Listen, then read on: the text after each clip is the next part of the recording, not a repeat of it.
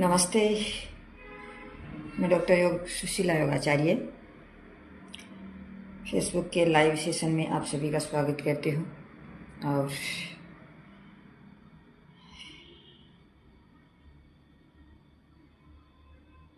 सभी मातृशक्ति आदरणीय बंधुओं और प्यारे बच्चों, सभी से ये कहना चाहती हूँ कि हमेशा हमेशा हमें योग करना चाहिए। योग करेंगे हमें बेनिफिट मिलेगा, हमें फ़ायदा होगा। और जैसे किसी ने कहा है कि किसी ने क्या, सभी योगाचार्य कहते हैं और मैं भी कहती हूँ कि योगा करने से हमारे अंदर इतना परिवर्तन आ जाता है, इतना परिवर्तन आ जाता है। सबसे बड़ी बात यह है कि परिवर्तन शरीर में आता है, वो एक अलग चीज़ है, लेकिन हमारे माइंड में और हमारे विचारों में चेंज आता है। विचार उच्च क्वालिटी के हो जाते हैं और मन और मस्तिष्क शांत रहता है। तो हमारे लिए सबसे पहले ये ज़रूरी है कि हमारे भारत में व्यक्तियों का मन मस्तिष्क है वो शांत कम रहता है।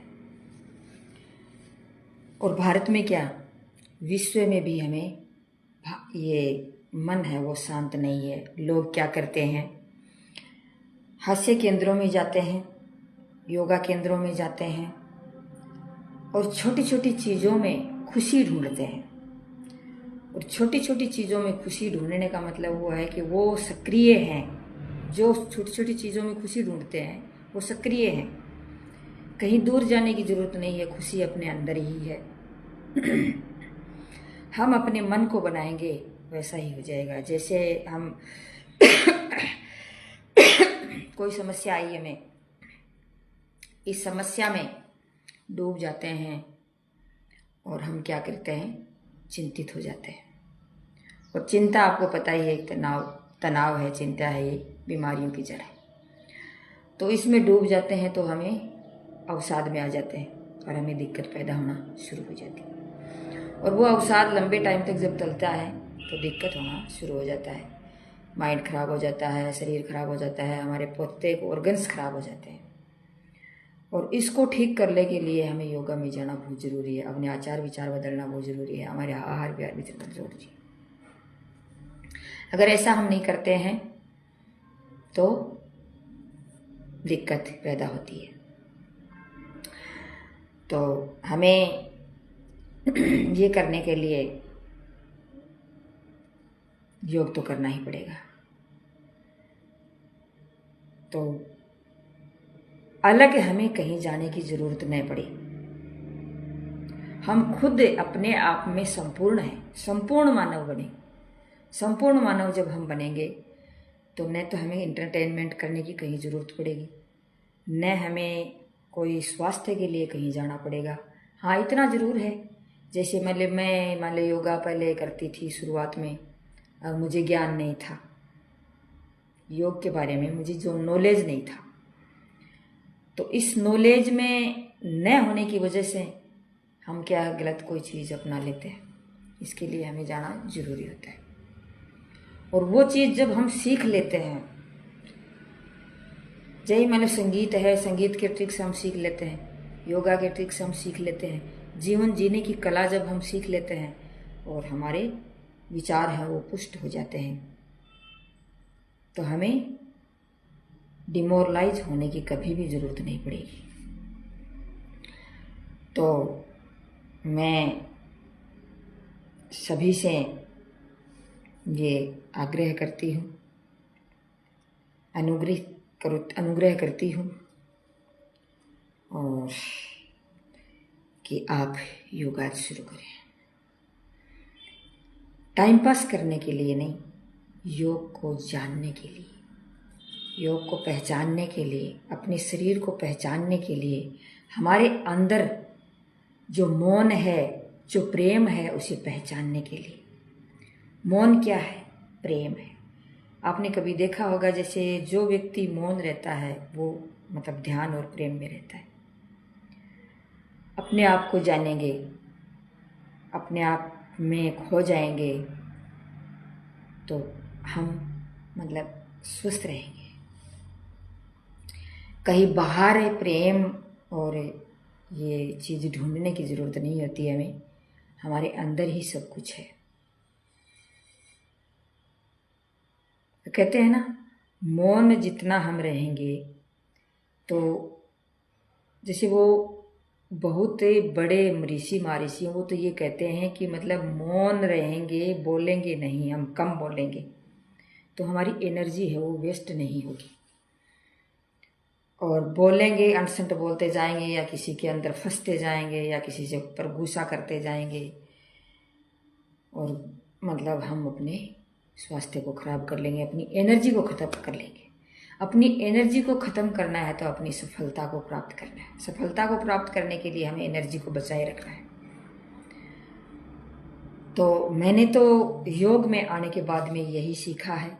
हालांकि मैं पहले भी ज़्यादा नहीं बोलती थी। बीएड करने के बाद, शिक्षा शास्त्री करने के बाद मैंने थोड़ा थोड़ा बोलना शुरू किया, क्योंकि ट्रेनिंग के बाद थोड़ा बहुत एक जैसे हम शिक्षक का जो रूप लेते हैं, ट्रेनिंग करना में एज ए शिक्षक होता है, तो उसके बाद में जो मैं बोलना शुरू किया था, पहले भी कम बोलती थी, बहुत ही कम बोलती हूँ मैं, और बोलती हूँ तो लिमिट में ही बोलती हूँ। और अब योग में जाने के बाद में ये सोचा है कि हमें बहुत ही कम बोलना चाहिए, अपनी एनर्जी को वेस्ट नहीं करना चाहिए। कई लोग कहते हैं कि जैसे जिसने नाभि की साधना जिसने कर ली है वो व्यक्ति स्वलोक में जाता है। तो और वो जैसे मरता है कोई तो कहते हैं कि ये व्यक्ति है जो वो स्वर्ग में गया है। तो स्वर्ग में जाता है तो ये मानो कि उन्होंने अच्छे कर्म किए हैं, उन्होंने अपनी एनर्जी अच्छे कामों के लिए लगाई है, न कि खराब चीज़ों के लिए। और कर्म किए हैं, निष्काम कर्म किया है, अच्छा कर्म किया है, तो वो कर्म जैसा कर्म करेंगे वो हमारे कर्माशय में मौजूद होंगे, हमारे पर मस्तिष्क में मौजूद होंगे और उसका फल हमें जरूर मिलेगा। तो कहते हैं कि वो स्वर्ग में गया है, वो फला व्यक्ति ने अच्छे कर्म किए थे और वो स्वर्ग में गया है। तो स्वर्ग में जाने के बाद में और वो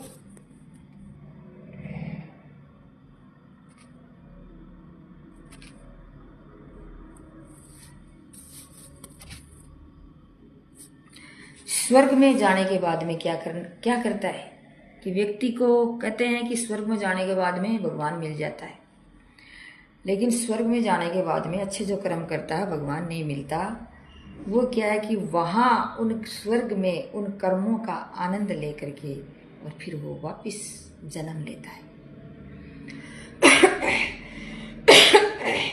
और फिर अच्छे कर्म करता है और अपने कर्माशय में जो प्रारब्ध जो कर्म है वो पड़े रहते हैं। और फिर वो वापिस फिर क्या करता है, लास्ट में वो जाकर के क्या है, ब्रह्मा के पास चला जाता है, ब्रह्मा में विलीन हो जाता है और ब्रह्मा जैसा ही बन जाता है। तो नाभि की जब साधना हम कर लेते हैं तो वो किसी ने कहा था कि एक व्यक्ति था, तो एक थोड़ी सी दृष्टांत मेरे सामने आया है कि एक व्यक्ति ने कहा कि एक पति पत्नी थे, तो दोनों एक दूसरे से असंतुष्ट थे, उसके अंदर संतुष्टि थी नहीं। और वो संतुष्टि जिसके अंदर नहीं होता है वो कभी भी लीडर नहीं बन सकता। संतुष्ट मानव ही एक लीडर बन सकता है। पति पत्नी थे तो असंतुष्ट थे, हमेशा का रोजमर्रा का काम था और मतलब एक जगह बैठते थे और लड़ कर के खड़े होते थे। क्योंकि आपको इस चीज़ का तो पता ही होगा कि जैसे महिला है, कोई जैसे सुबह से लेकर के शाम तक अपना काम करती रहती है, और आदमी क्या है कि मतलब उसके कोई काम नहीं होता, फ्री होता है। अरे जॉब करता है तो वो जॉब करके आ जाता है, बाद में वो फ्री रहता है तो अपने दोस्तों के साथ मटर गश्ती करता रहता है। घर में चाहिए सब चीज़ें अच्छी, और फिर प्यार से बोलना भी, प्रेम से बातें करना भी, वो भी चाहिए। तो हमेशा लड़ने का काम करता था, क्योंकि मटर गश्ती करके आ जाता है, हंस खेल के आ जाता, जॉब करके आ जाता, तो फिर वो उसे प्यार की ज़रूरत होती थी। वो प्यार वो बेचारी सुबह से लेकर शाम तक, सुबह रोटी कपड़ा मकान गटर, सुबह रोटी कपड़ा मकान गटर, शाम को दोपहर को रोटी कपड़ा मकान गटर, शाम को रोटी कपड़ा मकान गटर, ये चीज़ चलती रहती थी। और पसीने से लथपथ होती थी। तो क्या करती थी वो, उनको क्या करते, न तो स्नान करने का दिखता था, न कोई और कुछ दिखता था। वो लेट जाती थी जा कर के, और उसे कुछ भी चीज़ अच्छी नहीं लगती थी, नींद आती थी बेचारी को साथ, और उन्हें चाहिए प्रेम। तो उन्होंने एक दिन एक ट्रिक्स निकाली कि सोचा कि अब हम ये तो रोज़ रोज़ का काम हो गया, कोई न कोई इसका इलाज करना पड़ेगा। तो वो क्या करती, जो मतलब बैठती, जब वो खाना खाने के लिए बैठती थी, वो बैठता था खाने खाने के लिए, उसका पति कि ए जी सुनो जी, मटर पनीर,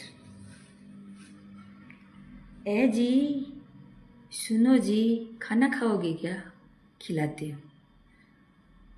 तेरी माँ ने कह दिया है ने, तेरी माँ का अगर कोई बात चली गई है ना, तो देख ले मेरे बुढ़ो को नहीं हो कोई। और ये तेरा टब्बर ही नहीं, ये तांडव रचाओ है तेरा जाने के बाद में अन्य तो फिर क्या बोली, मटर पनीर बोले मटर पनीर खाओ खाओ जी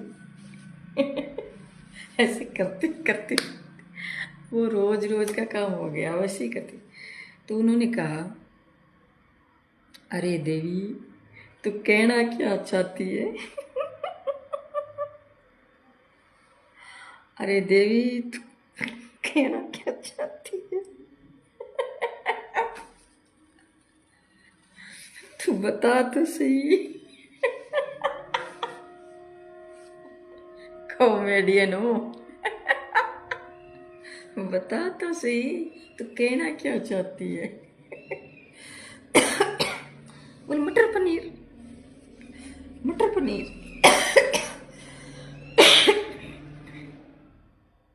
बोले मैं तो इस चीज से तंग आ गया।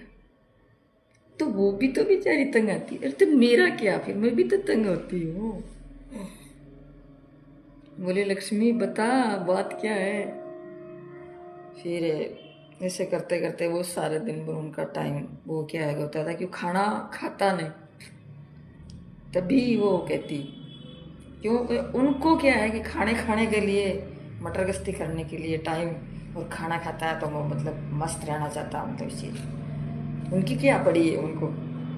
तब कहते मेरी क्या पड़ी है तेरे को, कुछ भी नहीं पड़ी है।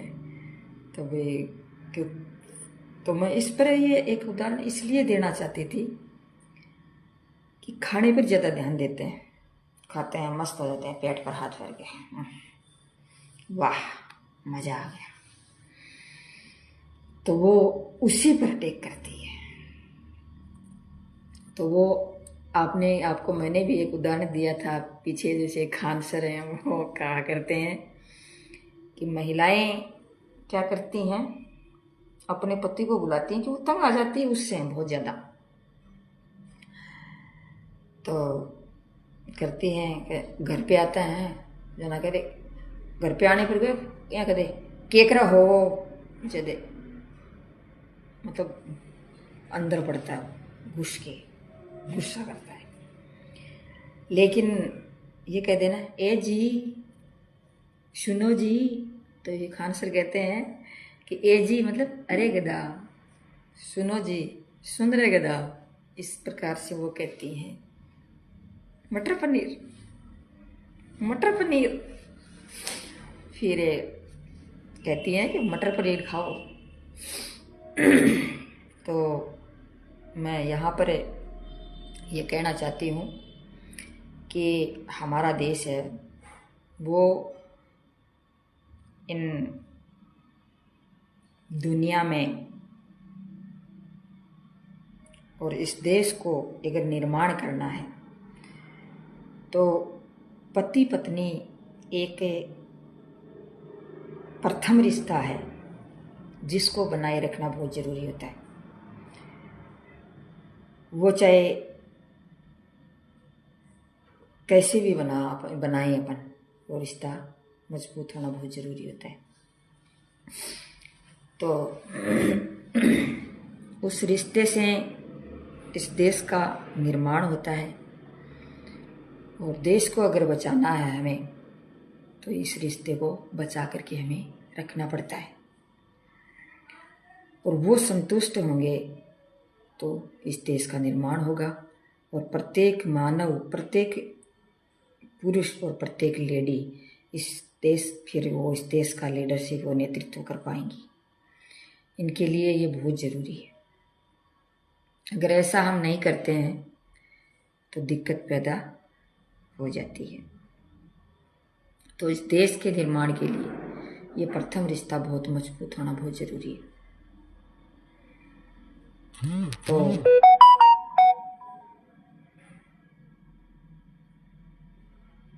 एक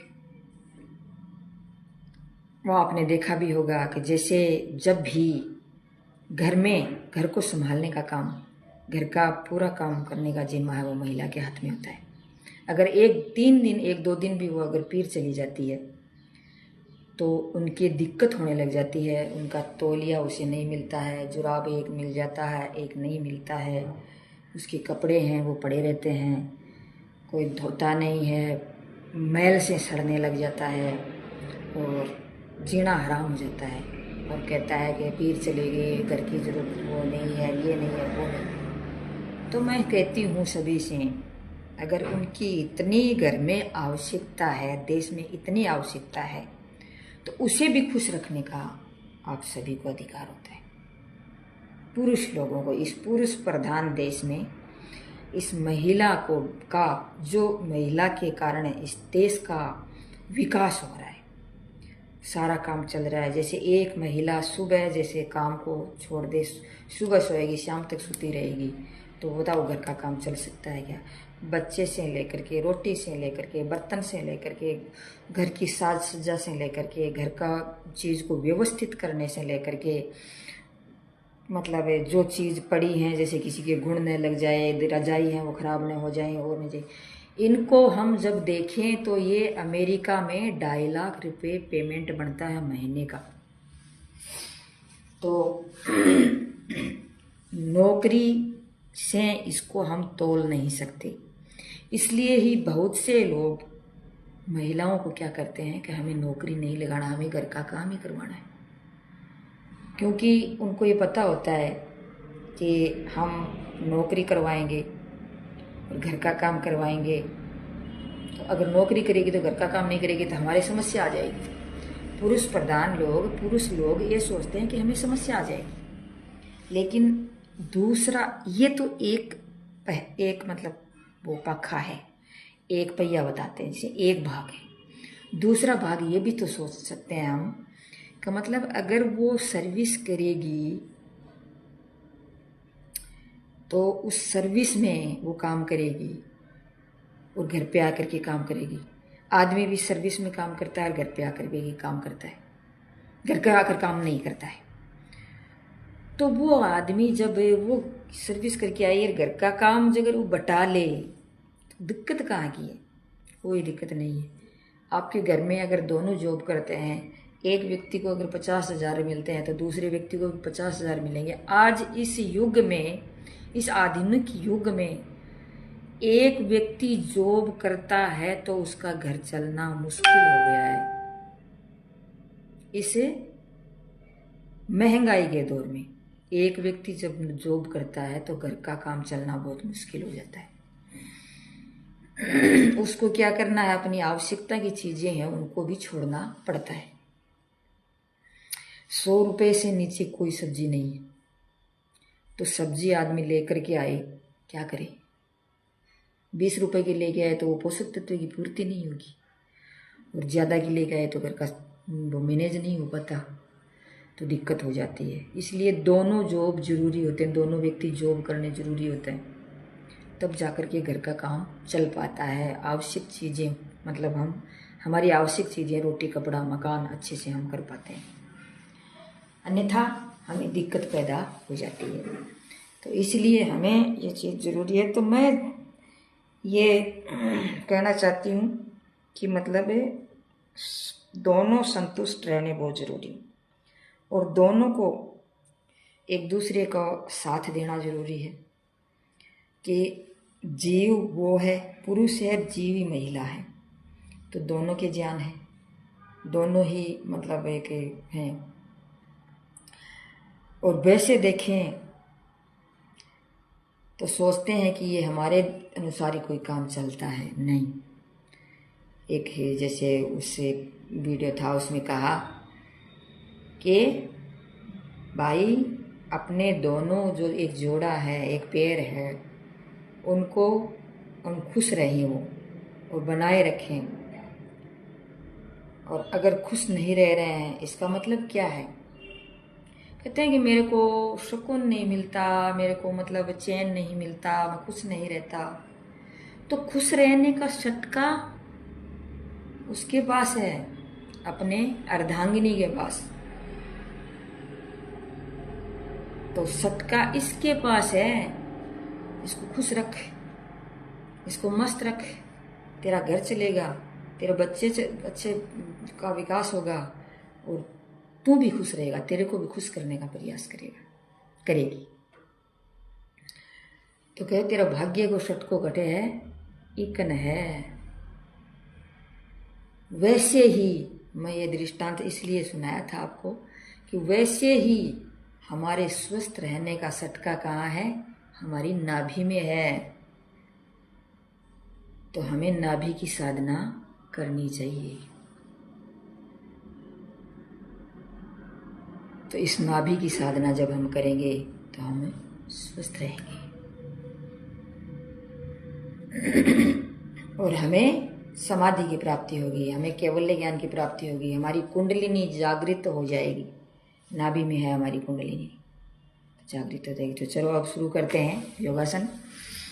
दोनों अपने पद्मासन लगाएंगे और ओम का जाप करेंगे और गायत्री मंत्र शुरू करते हैं। दोनों हाथ ज्ञान मुद्रा में।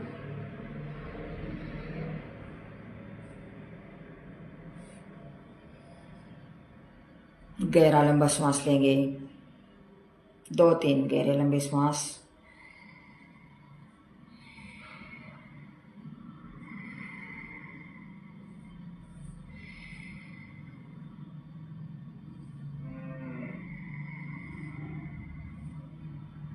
एक बार फिर से मैं आपको कहना चाहूँगी, good relationship with your wife.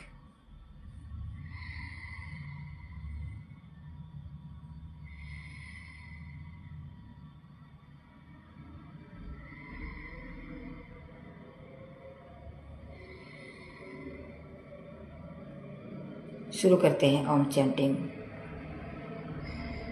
गहरा लंबा श्वास लेंगे।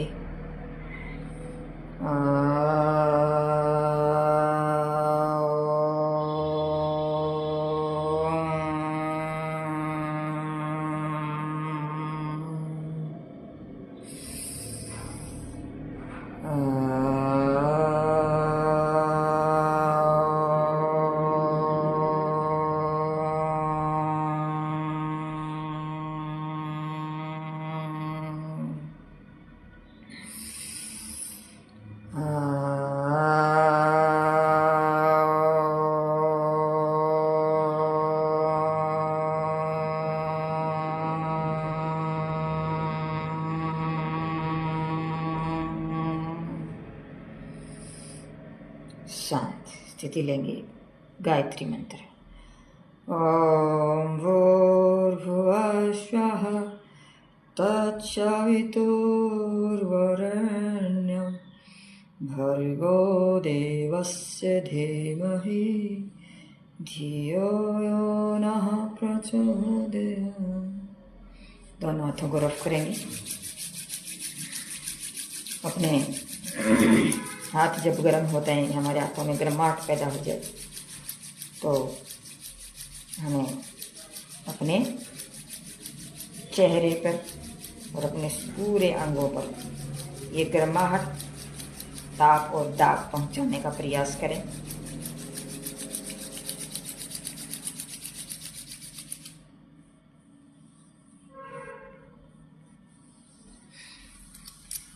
धीरे से आंखें खोलेंगे। सूक्ष्म क्रिया करेंगे हम। सबसे पहले जब भी कोई आसन का अभ्यास करने चलते हैं तो हमें सूक्ष्म क्रिया करना बहुत ज़रूरी होता है। जब हम चाहे छोटे बच्चों को करवाएं, चाहे युवा को करवाएं, चाहे बूढ़े बुजुर्गों को करवाएं। बूढ़े बुजुर्ग और बच्चों को तो बहुत ही ज़रूरी है। युवा को तो जैसे योग करते हुए बहुत दिन हो गए हैं, तो वैसे भी सूक्ष्म क्रिया एक दो करके भी योग करके खड़ा हो सकता है। फिर हार्ड वर्क कर सकता है, हार्ड आसन कर सकता है, एडवांस आसन कर सकता है। तो सूक्ष्म क्रियाएं करेंगे अपन।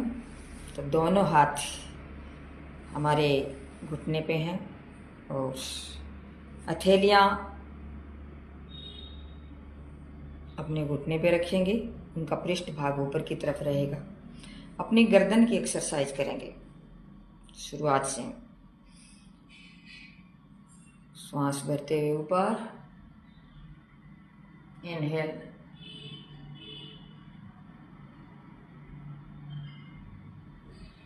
Exhale, breathing.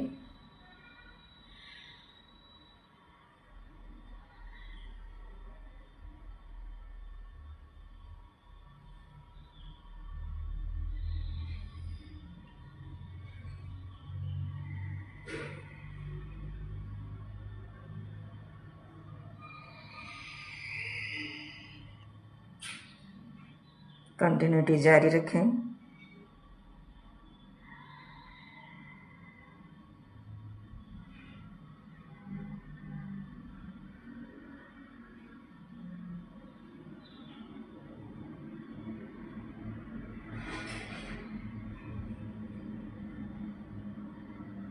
Right shoulder, exhale,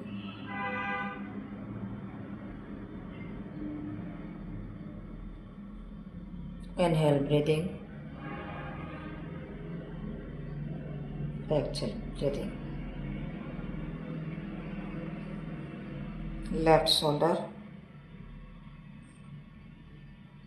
inhale, breathing, center,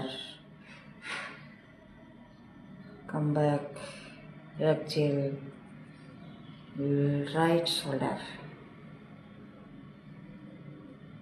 come back, inhale, center, exhale, come back, left shoulder, centre. अब अपनी गर्दन को रोटेट करेंगे।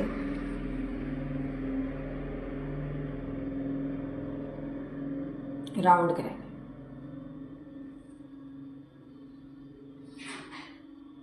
श्वास छोड़ते हुए नीचे आगे, श्वास भरते हुए ऊपर।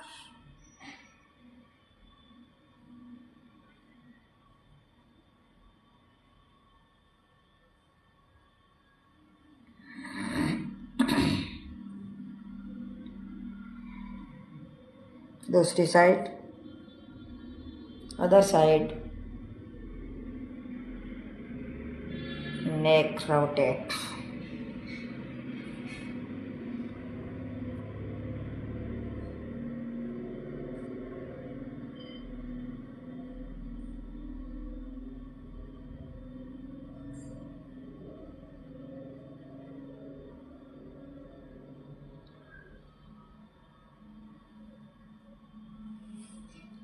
अपने थंभों को अपने शोल्डर पे रखेंगे, मुट्ठी को बंद करेंगे,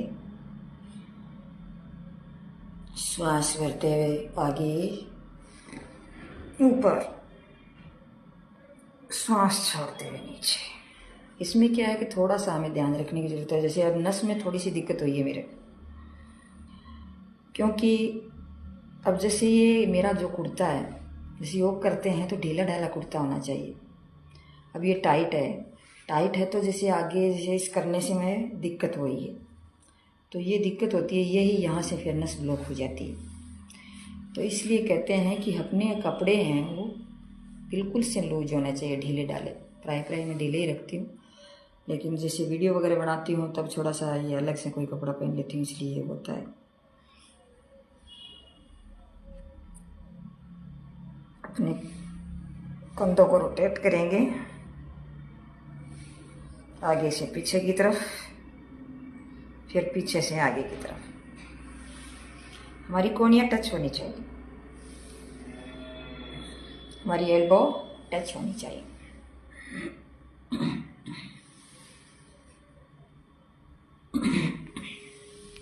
श्वास के साथ इनहेल एक्सहेल, इनहेल एक्सहेल, इस प्रकार से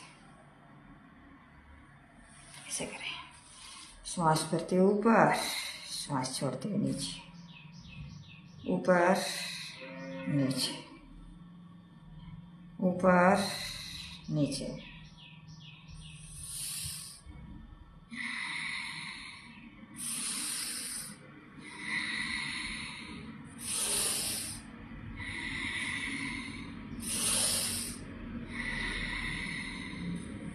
पीछे ले जाएंगे,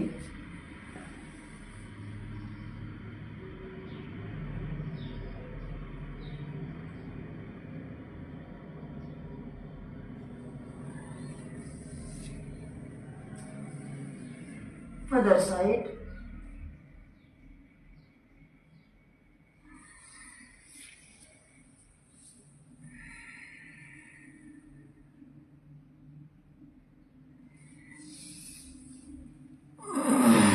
फिर अपन पद्मासन को खोलेंगे और अपने वज्रासन में बैठेंगे। वज्रासन में बैठ करके, कि वज्रासन एक ऐसा आसन है जो हम खाना खाने के बाद में कर सकते हैं, बाकी कोई आसन ऐसे नहीं है जो हम खाना खाने के बाद में कर सकते हैं। और ये हमें मतलब कभी भी हम खाना खाएं, जैसे मतलब सुबह से लेकर शाम तक हम कभी भी कर सकते हैं। तो अब वज्रासन में बैठ करके हम ये करेंगे कि वज्रासन एक ऐसा आसन है जिसमें यहाँ तक का भाग है वो यहाँ नीचे की तरफ वो, उसमें खून नहीं जाता है। खून क्या है, ऊपर की तरफ जाता है, हमारा ब्लड है वो ऊपर की तरफ जाता है। तो रक्त को ऊपर की तरफ ले जाने के लिए हमें वज्रासन लगाना पड़ता है, क्योंकि यहाँ से ये लॉक कर देते हैं हम अपने पैरों, और यहाँ के नाभि के भाग से लेकर के ऊपर तक का भाग है वहाँ ये चीज़ें ब्लड को भेजने के लिए, अपने सर मस्तिष्क में ब्लड को भेजने के लिए हम ये चीज़ करते हैं। तो अब वज्रासन में बैठ करके छोटी छोटी कुछ सूक्ष्म क्रियाएँ हम करते हैं। जैसे आगे अपने हाथों को लेंगे इस प्रकार से, श्वास छोड़ते आगे, श्वास करते हुए अंदर, इस प्रकार से लगातार करते रहें, कंटिन्यूटी बनाए रखें।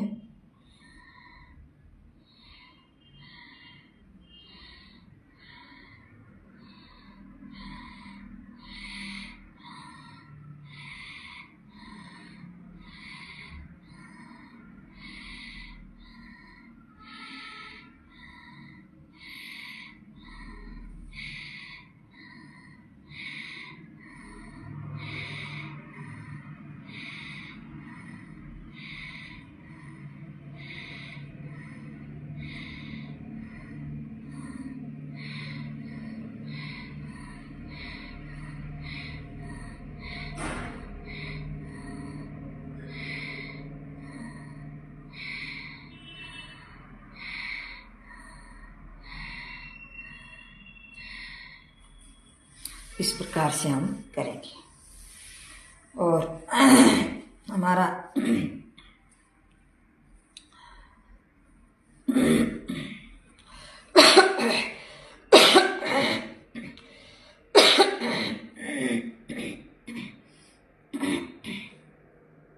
भस्त्रिकासन करेंगे, मंडूकासन।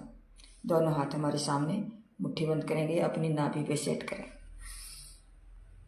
और आगे पूरा झुकने का प्रयास करें।